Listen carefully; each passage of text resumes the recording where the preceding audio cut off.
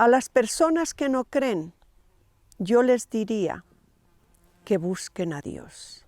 Si le piden perdón a Dios, Dios los perdona, porque Dios es amor y te da todo lo que tú pidas y todo lo que tú necesitas, si enderezas tu vida desde ese momento, perdonados completamente, empezando una nueva vida llena de luz, no de oscuridad, sino de luz.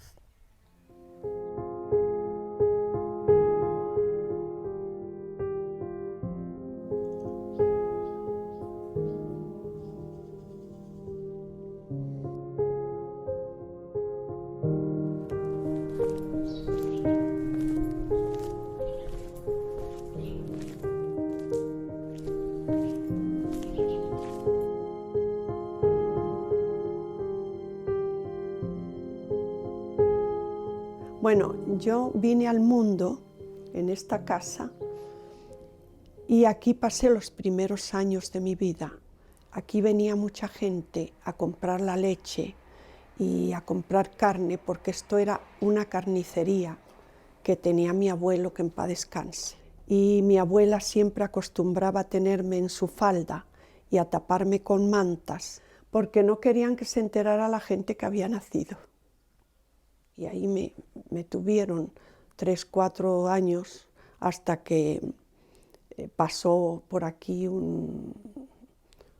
una persona, un albañil o algo, y casaron a mi mamá con él y ahí nos fuimos para Vega de Tirados. Venía caminando desde Vega de Tirados a Rollán porque mi mamá, casada con mi padrastro, que era albañil, se iba a trabajar por las mañanas y le decía a mi mamá, que me da mucha pena recordarlo: Teresa, cuando venga por la noche no quiero ver aquí a esta muchacha. No quiero verla aquí por la noche. Y mi mamá y yo ya sabíamos que tenía que coger el camino de Carrascalino, caminando entre las vacas bravas y con todo, y yo sin zapatillas, con los pies ensangrentados, y me venía otra vez para casa de mis abuelos, que mi abuelo Juan, que se llamaba, que en paz descanse, yo creo que ha sido la única persona que a mí me ha querido en el mundo. Me muero sin saber quién fue mi padre, porque cada vez que le preguntaba a mi mamá, ella tranquilamente se ponía pálida, se levantaba de donde estuviéramos y se iba. Yo sé que tengo 2 nacimientos. Depende cuando va uno a buscar ahí lo del registro. Yo nací en el año 44, 1944 o 1937, en uno de los dos. Si yo estuviera aquí sola, estaría ahí sentada en esta esquina ahí, llorando y pensando la tragedia que tuve yo de vida. Tengo recuerdos muy trágicos, pero también tengo los recuerdos del cariño que me tuvieron mis abuelos, aún teniéndome escondida.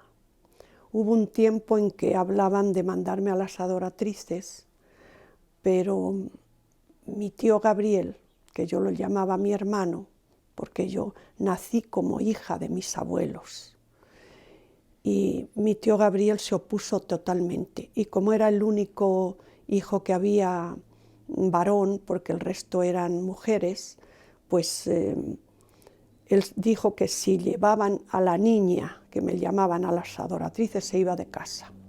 Y entonces lo respetaron y me tuvieron aquí, pero escondida. Yo siempre estaba escondida.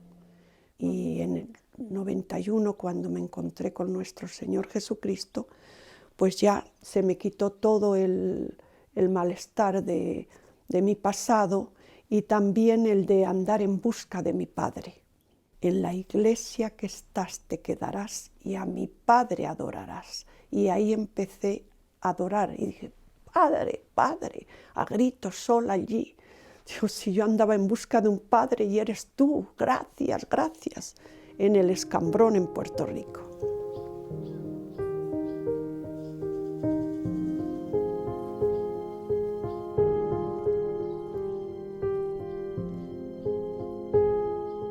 En esta iglesia Mi abuela y mi mamá me trajeron recién nacida, no sé, sería el mes o 2 meses, a bautizarme, y me trajeron de madrugada, como a las 5 de la mañana, se pondrían de acuerdo con el cura para que no los viera nadie. Y aquí luego después, ya de más grandecita, cuando ya vivíamos en La Vega, también hice mi primera comunión. No he venido más nunca por acá porque me trae demasiados recuerdos y trato de protegerme yo misma.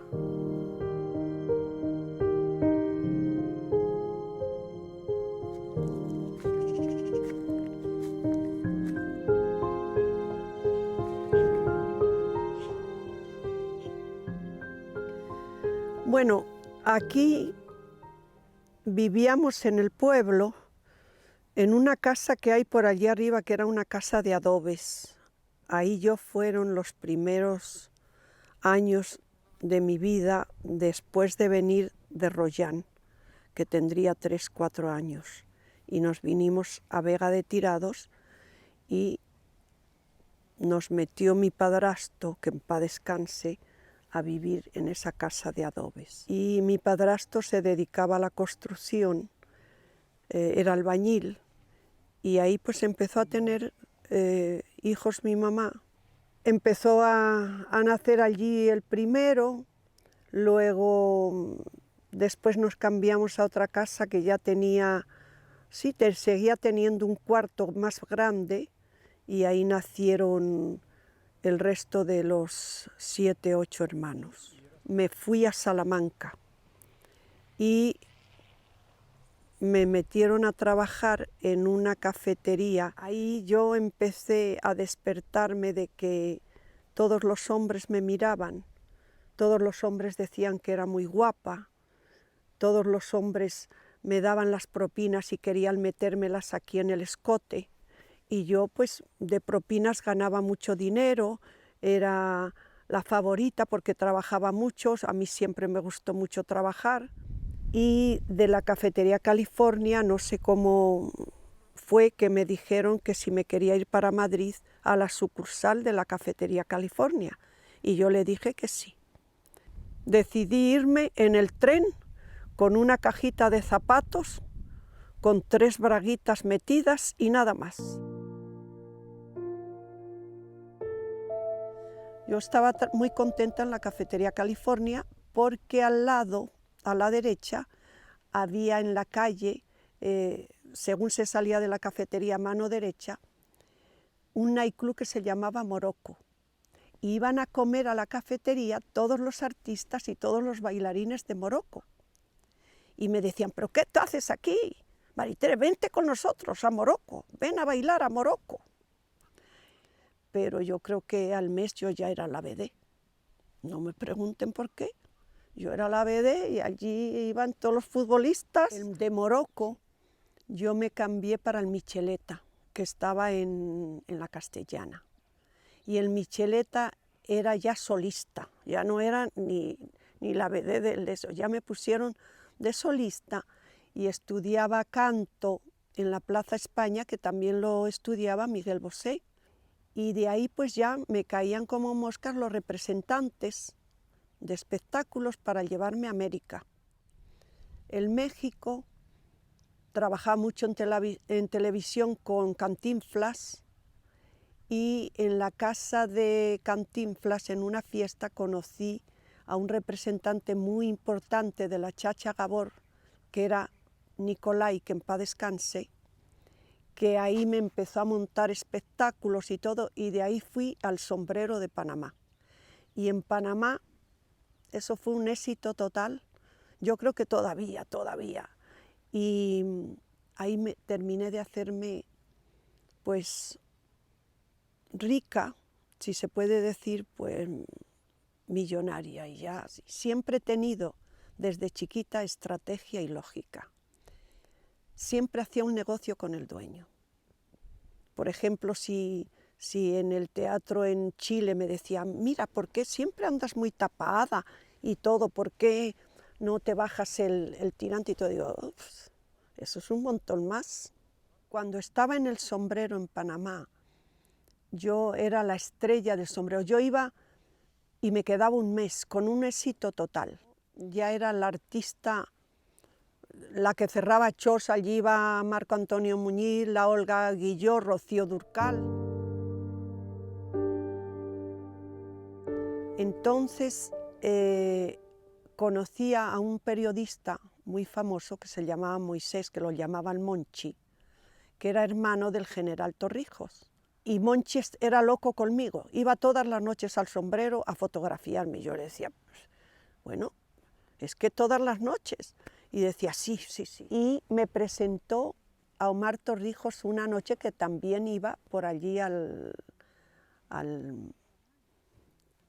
cabaret. Me extrañó porque las botas de él eran enormes, de grandes, y me senté allí y comíamos después del espectáculo mío sancocho, el sancocho panameño, todos.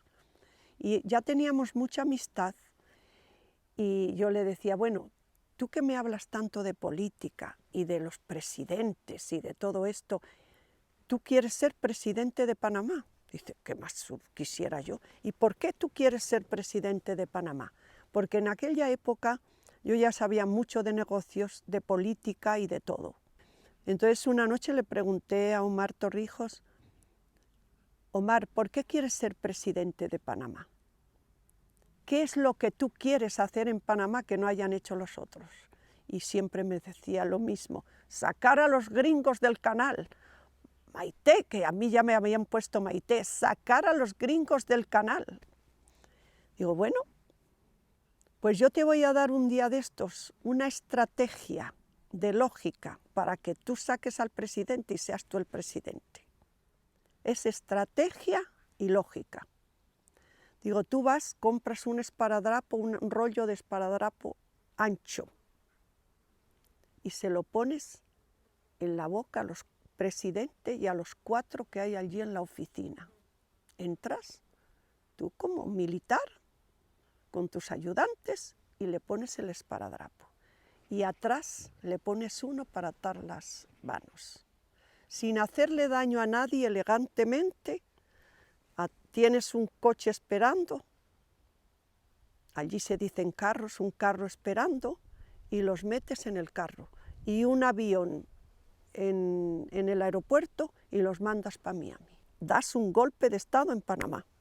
Se miraron unos a otros y se quedaron todos atónicos. Hasta Monchi, nadie dijo nada. Pasaron 3 o 4 días y yo agarré el avión para Madrid, como siempre. Y estoy en mi casa y mi mamá me llama corriendo y me dice, ven, ven, corre, corre, hija, corre, corre. ¿Qué pasa? Están dando en la televisión que anda un golpe de estado en Panamá. Corre, hija, corre. Y yo dije, ay, Dios mío. Ay, no, no, no, mamá, ¿pero qué te pasa? Y yo me quedé desmayada, la verdad. Porque lo dije, era una forma de hacerlo. Y como había tanto golpe de estado por Centro y Sudamérica, pues yo lo pensé y dije, ¿quieres ser presidente? Porque yo hacía las cosas así igual que ahora, pues vamos a hacerlo. Y yo estaba en Panamá y entonces me llamó urgentemente a que fuera donde vive, no sé si se llama el Palacio Presidencial o algo así. Y yo fui y dice, y también citó a Monchi, a su hermano.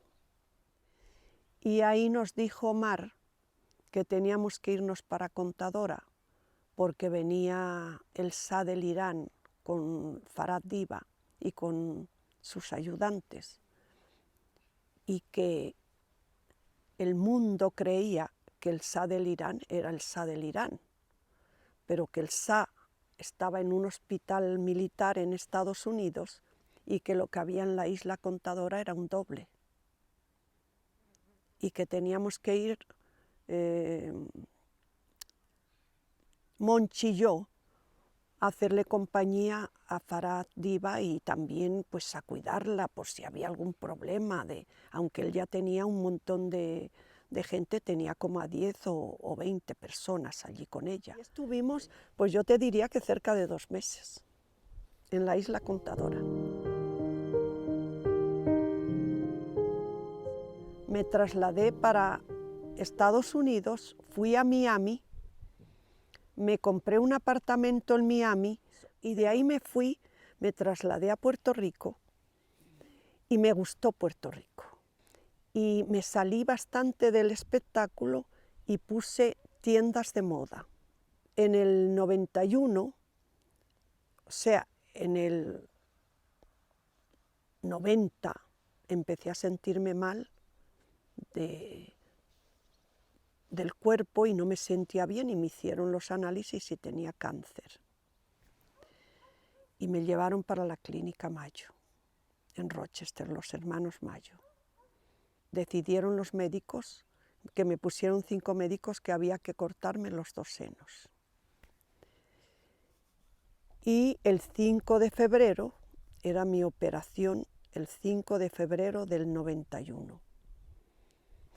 Era un terror grande y una de mis empleadas de una de las tiendas me había dado un librito de oraciones, que yo no lo había mirado. Y ahí miré para la mesita de noche y cogí el libro y lo abrí. Y decía, Señor, métete en mis entrañas, tengo cuervos alrededor. Señor, métete en mis entrañas, métete en mis entrañas. Y ahí empecé a gritar delante de las enfermeras y se me apareció Jesús de Nazaret.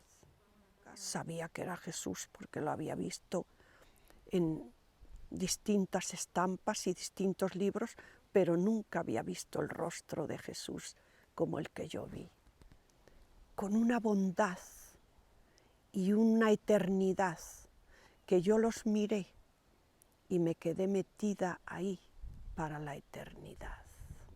Fue conmigo de la mano a la sala de operaciones. Ahí me encontré con nuestro Señor Jesucristo, el que rige mi vida ahora mismo. Estuve dormida, yo creo que 24 horas o algo, porque como estaba tan delgada, le entró agua en los pulmones. Y creo que hubo toda la noche los médicos no me dejaron y desperté por la mañana del día siguiente. Entonces, llena de tubos, y creo que me estaban poniendo morfina para los dolores, pues retiré todos los tubos y me levanté de la cama. Y ahí empezó la gritería, a llamar unos a otros, pero ¿qué es esto? Y me arrodillé en la mitad de la cama en un crucifijo que estaba así a mano izquierda, al frente, a pedirle perdón a Dios. Empecé a ver la película de mi vida desde que nací, la pobreza, las casas que había tenido, las barbaridades que había hecho de matrimonios y divorcios, y empecé a sentir una tristeza tan grande de no haber aprovechado ese tiempo para dárselo a nuestro Señor Jesucristo, que hubiera hecho tanto por el mundo, que hubiera hecho tanto por Jesús. En Puerto Rico yo busqué al Jesús que yo vi en la Clínica Mayo en todas las religiones, pero me llevó una amiga a la iglesia de San Agustín y ahí vi al Cristo de los Milagros de Buga y pude ver en él al Jesús que había visto en la Clínica Mayo.